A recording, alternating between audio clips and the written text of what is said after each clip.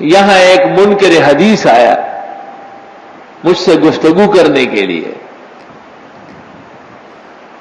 جب اس نے الٹی سیدھی باتیں کی تو میں نے اس سے کہا کہ تم منکر حدیث ہو؟ تو مجھ سے کہا کہ ہاں میں منکر حدیث ہوں اور آپ منکر قرآن ہیں. میں نے کہا میں کیسے منکر قرآن ہوں؟ کہا آپ قرآن نہیں مانتے، اگر قرآن مانتے تو پھر حدیث کی کیا ضرورت تھی؟ میں نے کہا ہماری تو کوئی ادا، کوئی بیان، کوئی مجلس بغیر آیت اور قرآن کے ہوتی نہیں ہے، تم مجھے منکر قرآن کیسے کہتے ہو؟ تو کہنے لگا کہ لوگوں کو دھوکہ دینے کے لیے خطبے میں ایک آیت پڑھ لیتے ہیں پھر ادھر ادھر کی باتیں شروع کر لیتے ہیں. بڑا شیطان ہے اور یہ ہوتے بھی اس طرح ہے. میں سمجھ گیا کہ یہ کم وقت بہت زہریلا ہے اور بڑا خطرناک ہے. میں نے اس کو کہا کہ تم اتنا تو مانتے ہو کہ ہم خطبے میں آیت پڑھتے ہیں؟ تو کہنے لگا آپ پڑھتے ہو نا، ایک آیت پڑھتے ہو دھوکہ دینے کے لیے، لوگ بیٹھتے نہیں اس کے بغیر. تو میں نے کہا آپ پتہ چلے گا کہ دھوکہ دینے کے لیے یا صداقت کے لیے، لیکن اتنا تو مان لو کہ ایک آیت پڑھتا ہوں. اس نے کہا مان لیا. تو میں نے کہا ایک آیت میں نے پڑھی کہ اقیموا الصلاۃ وآتوا الزکاۃ اور وارکعوا مع الراکعین. میں نے کہا اب یہ بتانا پڑے گا یا نہیں کہ نماز فرض ہے،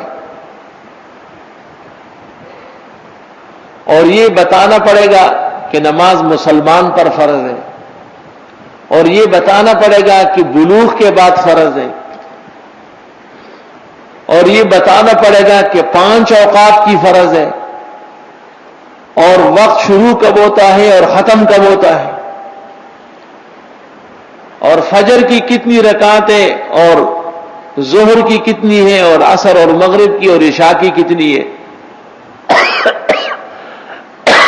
یہ بھی بتانا پڑے گا کہ وضو ضروری ہے، کپڑے پاک ہونے چاہیے، جسم پاک، جس جگہ نماز پڑھی جائے وہ پاک. اور یہ بھی بتانا پڑے گا کہ شروع کیسی کرنی ہے اور ختم کب کرنی ہے، اور یہ بھی بتانا پڑے گا کہ کن چیزوں سے نماز رہتی ہے اور کن چیزوں سے نماز فاسد ہوتی. اس نے کہا کہ ہاں. میں نے کہا ابن الحمار، اب تم بتاؤ کہ یہ میں نے بکواس کیا ہے، دھوکہ دہی کی بات کی، یا آیت کی تفسیر کی ہے؟ تو اس کو جو لے کے آئے تھے نا وہ سمجھ گئے. انہوں نے کہا حضرت بس آپ ہمارے حوالے کریں، اس کو ٹھیک کر کے لاتا ہوں. میں نے کہا نہیں یہی بٹھاؤ اس کو. میں نے کہا اب تم بتاؤ، یہ آپ کہتے ہیں کہ ایک آیت پڑھ کے پھر ادھر ادھر کی باتیں، یہ ادھر ادھر کی باتیں تھی یا آیت کے متعلق باتیں تھی؟ تو کہنے لگے کہ آخر مولوی تھے نا تو مولویوں کے چال بازی میں مجھے بوتل میں اتار دیا. میں نے کہا چلو آپ اس آیت کو اس طرح پڑھے کہ یہ تشریح نہ ہو جو میں نے کہی اور اس پر کوئی عمل ہو جائے. آپ دکھا دیں مجھے آیت کی طرح پڑھو اور اس کے لیے حدیث اور فقہ سامنے نہ لاؤ اور اس پر آپ عمل کر کے دکھاؤ کہ اقیم الصلاۃ سے کون سی نماز فرض ہے، کس پر فرض ہے، فرضیت ہوتی کیا ہے، اس کا آغاز کب ہوتا ہے اور اس سے بری ذمہ کب ہوتا ہے، اور فریضے کا تعلق نفس انسان سے ہے یا مسلمان سے ہے، عقل و بلوغ بھی شرط ہے یا مجنون و صبی پر بھی فرض ہے، اور سارا دن فرض ہے یا چند لمحوں کے لیے فرض ہے. فَبُهِتَ الَّذِي كَفَرَ وَاللَّهُ لَا يَهْدِي الْقَوْمَ الظَّالِمِينَ. کہ اللہ میں سوچ کے آؤں گا. میں نے کہا غلام احمد پرویز کو قبر سے اٹھا لاؤ، اس میں بھی سخت نہیں ہے جو اس کا جواب دے. لِتُبَيِّنَ لِلنَّاسِ مَا نُزِّلَ إِلَيْهِمْ. یہ تو حضرت صلی اللہ علیہ وسلم کا منصب شریف ہے. اللہ تعالی نے اس لیے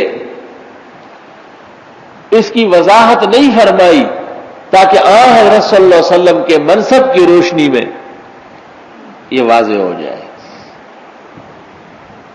زکات دے دو، زکات فرض ہے. کس پر فرض ہے بھائی؟ کب فرض ہوتی ہے؟ ہر مال میں یا کوئی نصاب شرط ہے، اور ہر شخص پر یا موسر اور صاحب نصاب ہونا ضروری ہے، اور ہر ایک پر فرض ہے یا کچھ عقل بلوغ ہوش حواس بھی شرائط ہے. اور روزانہ فرض ہوتی ہے یا ہولان ہول کا ضروری ہے؟ حولی و سنوی ہے.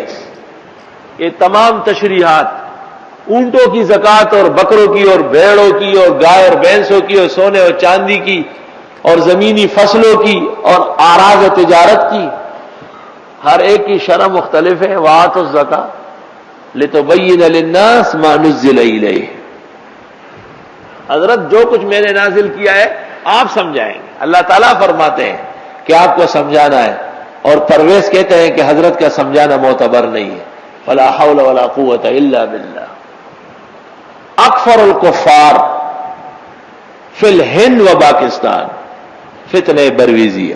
اکفر الکفار، بدترین کافر کائنات، جو القرآن کے نام پر ملت اسلامیہ کے گمراہ کرنے کے در پہ ہے.